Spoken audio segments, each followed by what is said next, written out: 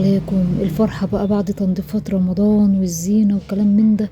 كل سنة وانتم طيبين، واللهم عنا على ذكرك وشكرك وحسن عبادتك. فرحوا بقى أولادكم كده بفرحة، وفرحوا البيت كله بفرحة بقى رمضان والزينة وحط المفارش والفوانوس وكده لما يشتغل ساعة الفطار. بجد بجد فرحة كبيرة جدا جدا جدا، ربنا ما يحرمنا منها يا رب، وكل سنة وانتم طيبين.